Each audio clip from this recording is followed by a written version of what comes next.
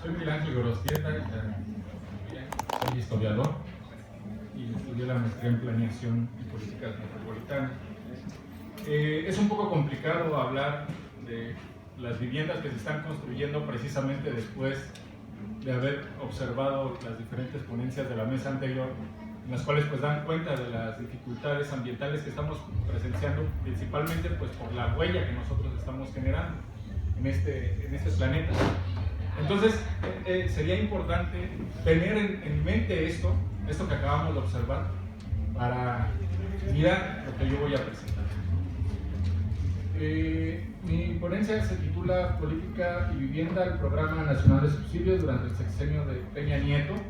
Tengo que decir que cuando trabajaba en Casa y Ciudad, en una asociación civil que nos dedicábamos a ayudar a las personas a que se organizaran para adquirir vivienda y para recuperar su espacio público, entre nosotros que éramos los asesores técnicos, surgía siempre la idea de por qué no se aplicaba el suficiente subsidio a esas familias que nosotros nos constaba que necesitaban un subsidio para la vivienda, para construir su vivienda, para ampliar su vivienda, ¿no? Había una serie de desdoblamientos de familias en las cuales necesitaban agrandar, ya estaban muy hacinados, etc.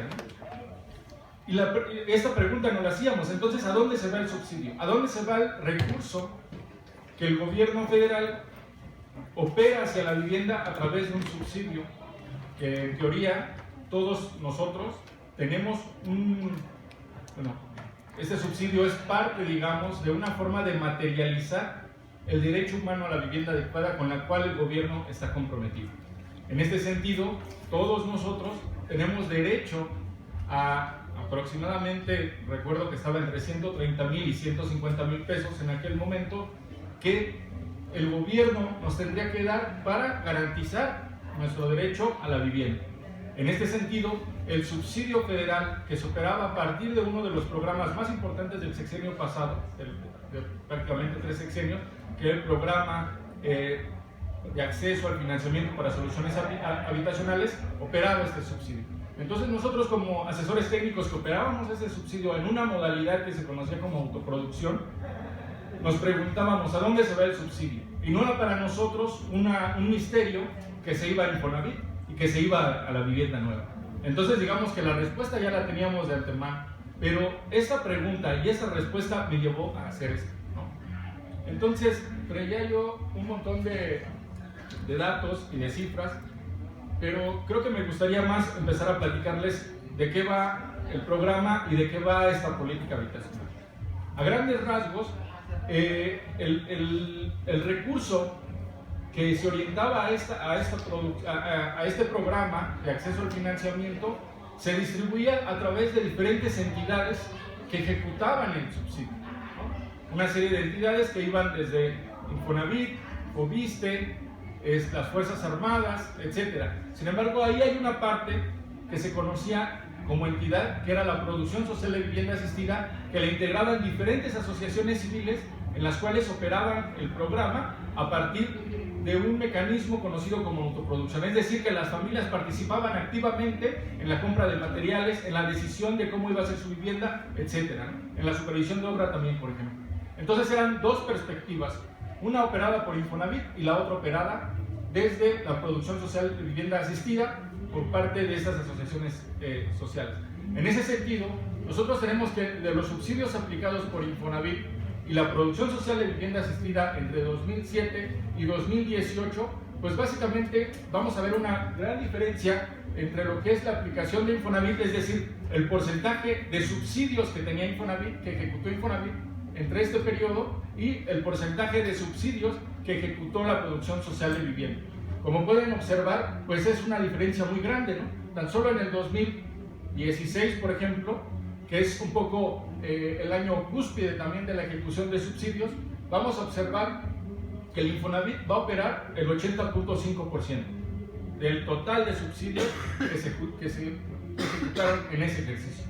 Por su parte, la Producción Social de Vivienda ejecuta el 3.2% de este universo de subsidios. Más o menos para que nos demos una idea, en todo este periodo se ejecutaron, o más bien se otorgaron 967,000 92 subsidios a nivel nacional a través de este programa que yo comento, y de este porcentaje, es decir, de este total durante el sexenio de Enrique Peña Nieto, el 67% fueron aplicadas en vivienda nueva. De este total, 66% en unidades nuevas, 15% en mejoramiento, 10% en autoproducción, 5.8% en vivienda nueva, etc. Entre estas fechas, el Infonavit aplicó el 68.3% de este subsidio. O sea, en términos generales, para este programa de subsidios a la vivienda a nivel federal, se usó para vivienda nueva y lo aplicó Infonavit. Esto ya lo sabíamos, pero los datos nos van a dar un sustento mucho más interesante. Nuevamente, por su parte, la producción social de vivienda aplica solo 28.943, es decir, el 3% del total de subsidios ejecutados durante este periodo. Pero, como vuelvo a repetir, eso solo nos va a confirmar algo que ya sabíamos. De lo que se trataba era como de profundizar, es decir, de hacer una mirada al territorio, como se nombra este coloquio, y ver, usar un ejemplo específico y ver qué estaba pasando ahí. El ejemplo fue la zona metropolitana del Valle de México, y nosotros vemos que en la zona metropolitana se van a ejecutar durante el sexenio de Peña Nieto, se van a otorgar 44.259 subsidios. Aquí podemos ver la zona metropolitana, estos 44.259, que en su mayoría se van a aplicar en los 56 municipios del Estado de México con 26.614.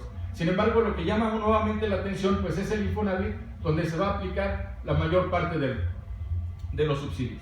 Y la producción social de vivienda, pues donde realmente estará muy bajo. Aquí la Ciudad de México marca una especie de excepción, ¿no? Dado que el Infonavit no interviene tan directamente en la Ciudad de México, por eso las Fuerzas Armadas, en el caso de la Ciudad de México, se encargarán de aplicar este subsidio federal a la vivienda, con un 83%.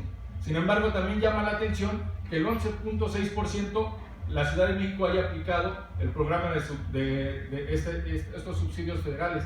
Este 11.6% tiene que ver con los trabajos que hacíamos nosotros como organizaciones civiles, apoyando a las familias para organizarse a bajar este subsidio, porque no era sencillo bajarlo realmente, ¿no? Era toda una serie de trámites, toda una serie de requisitos en los cuales se tenían que realizar para poder acceder a este subsidio. Y bueno, en términos, digamos, como de una distribución espacial, este universo de 44.000 subsidios se van a aplicar básicamente en esta zona. Aproximadamente, y por aquí tengo yo el dato, se van a aplicar principalmente en 5 municipios, y en estos 5 municipios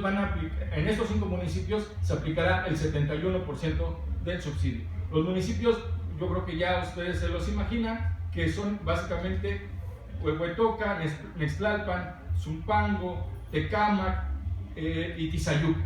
Básicamente aquellos municipios donde se ha reconocido, otros estudios han dado cuenta de los desarrollos de conjuntos habitacionales. Es importante destacar que en su gran mayoría, digamos que en el resto de la zona metropolitana, pues no hay básicamente una aplicación de estos subsidios. Sin embargo, donde los subsidios han estado un poco más elevados son por ejemplo, en Iztapalapa y en Xochimilco y Ecatepec, donde los aplicó la producción social de vivienda. Porque en estos 5 municipios que he comentado, solamente los ejecutaron Infonavit y en su gran mayoría se fueron para la vivienda nueva. Pero bueno, ese es un poco más como observar cuál fue el patrón geográfico y de distribución de estos subsidios en la zona metropolitana, que ya nos confirmaba una orientación hacia la política de vivienda. Es decir, teníamos una política de vivienda orientada hacia el mercado y ejecutada a través del Infonavit. Pero ¿por qué? O sea, ¿por qué en esos lugares y no en otros? Esa fue, digamos, que la pregunta obligada y la siguiente que teníamos que ver. En este sentido, yo recurrí a ver cuáles eran las viviendas propias cuya adquisición fue por medio de la compra en 2010. Y pues básicamente vamos a tener un gran porcentaje en esta área, en el centro de la zona metropolitana y hacia el norte de la misma zona metropolitana.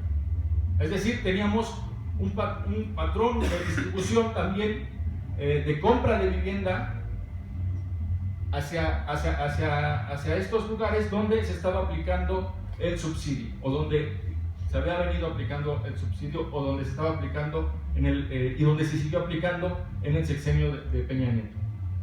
Y otra fue observar cuáles eran aquellas viviendas, donde se localizaban aquellas viviendas propias, habitadas, que fueron compradas, mandadas construir o construidas por el dueño, es decir, a través de un proceso de autoproducción donde el dueño, digamos, donde el residente tenía una participación mucho más activa.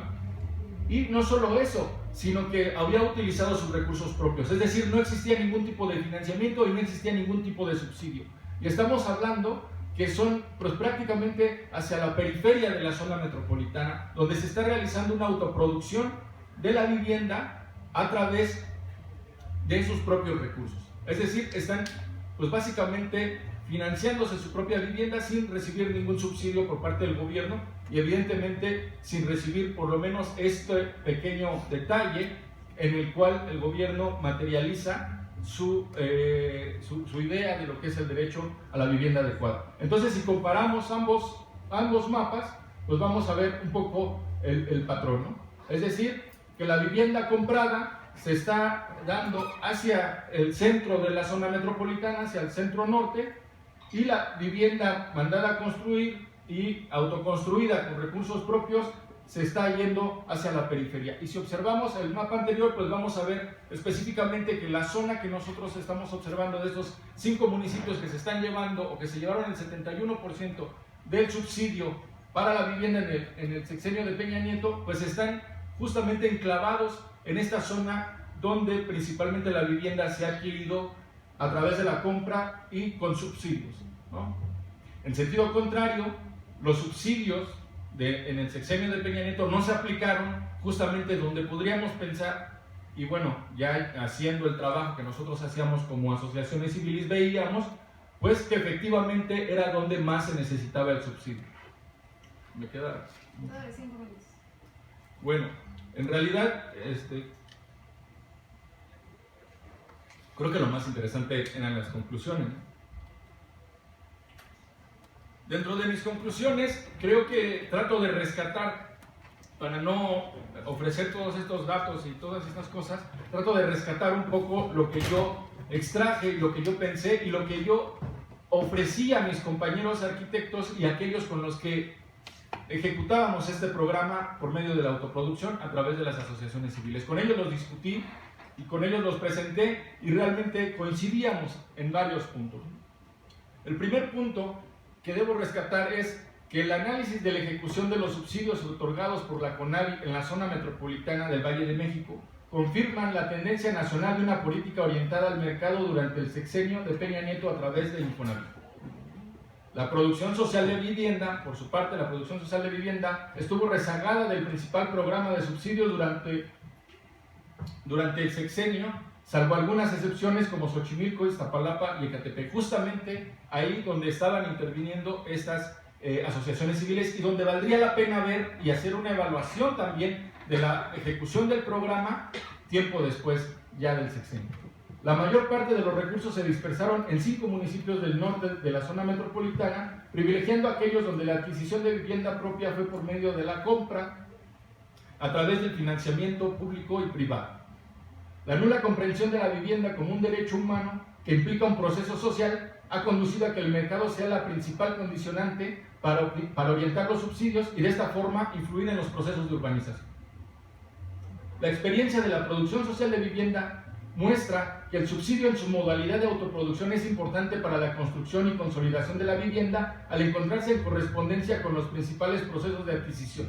Es decir, a partir de observar y de territorializar dónde estaban aquellas viviendas que se estaban autoproduciendo con recursos propios del habitante, vemos una gran necesidad de vivienda y donde la producción social de vivienda puede jugar un papel importante, ¿no? Es decir, este proceso donde el futuro habitante participa de una forma activa, donde está viendo cuántos recursos está invirtiendo, donde está decidiendo cómo va a ser la vivienda, donde la está supervisando y donde al final la está habitando, es decir, todo un proceso de producción de vivienda, eso coincide. Es decir, lo que nos muestra que la autoproducción o que la forma mayoritaria de adquirir la vivienda sea por medio de la autoproducción con recursos propios, nos muestra que la producción social de vivienda tiene un potencial ahí. La necesaria elevación del número de subsidios aplicados por la producción social de vivienda asistida y el aumento en el monto económico solo será posible con un cambio en la política habitacional que implique un giro en la conceptualización de vivienda, de una mercancía a un proceso social bajo la perspectiva del derecho humano a la vivienda adecuada. Las formas mayoritarias de adquisición de vivienda mandada a construir y por autoconstrucción son un indicativo de que existe una intervención activa del habitante y suponen una capacidad de ahorro que es un potencial para el financiamiento de la producción social de vivienda. Y aquí yo empiezo a meterme con este esquema que se ha venido generando y que se encaja con este programa. Es decir, se ha tenido un esquema de subsidio que mezcla el subsidio del gobierno, que mezcla el ahorro del habitante y que mezcla el crédito. Sin embargo, muchas veces el crédito parece que tiene más un sentido de incentivar las instituciones financieras y es que realmente apoyar al habitante. En ese sentido, yo lo que propongo es que el subsidio debe aumentar lo suficiente para garantizar la habitabilidad, ¿no? Cuando operábamos el programa, bueno, por lo menos hasta hace unos años, el subsidio no tenía un monto de más de 80,000 pesos. Y si nosotros eso lo materializamos en una vivienda, realmente no conseguimos las condiciones de habitabilidad, ni siquiera las que marca la CONAVI, ¿no? Que son mínimas. El ahorro de la familia debe considerar en forma flexible materiales existentes y la mano de obra propia. Si uno va a estas viviendas, y yo creo que muchos vivimos en esas viviendas, normalmente tenemos nuestras varillas ahí arrumbadas, nuestros tabiques, esperando a que llegue un momento para el cual nosotros lo podamos utilizar. En ese sentido, eso puede funcionar como un ahorro previo y muchas veces en este programa no se veía así, ¿no? No se consideraba como un ahorro previo que la familia tenía. Lo que se consideraba era dinero, ¿no? ¿Cuánto tienes? ¿Cuánto tienes en el banco? Y finalmente el crédito debe desaparecer. Ya lo he comentado, el crédito está enfocado principalmente para mover otro tipo de mercados. Pero el argumento que se ha dado es que el crédito se utilizaba para mantener a la familia pagando una mensualidad de 1,000 pesos, pero que estuviera al pendiente del proceso. Sin embargo, eso no ayuda realmente, eso burocratiza más el proceso. ¿Y cuál sería la alternativa? Me parece que la alternativa sería justamente la asesoría técnica, que la asesoría técnica, y valga la redundancia, esté presente en estos procesos de producción social de vivienda. Porque desde la teoría la producción social de vivienda siempre ha existido. Todos nosotros, o bueno, la mayoría, algunos hemos vivido en una vivienda en la cual empezamos con un cuarto y después le echamos otro cuarto y después otro conforme teníamos recursos, etc. Eso es la producción social de vivienda. Pero una producción social de vivienda asistida implica que tenga una asesoría técnica. Finalmente, pienso que la asesoría técnica debe plantearse como integral, es decir, una parte de asistencia arquitectónica y otra social que se oriente a la participación comunitaria. En conjunto debe estar financiada y supervisada bajo la lógica de una asistencia técnica integral que trace como objetivo el fortalecimiento del tejido comunitario en términos sociales y económicos, que ayude también al desarrollo de las comunidades, ¿no? Porque bueno, hemos visto que este esquema, y es lógico que lo pensemos así, si donde se están construyendo, donde se están orientando los subsidios es en aquellos lugares que están bastante lejos, pues lo que tenemos ahora pues son viviendas abandonadas. Bueno, muchas gracias.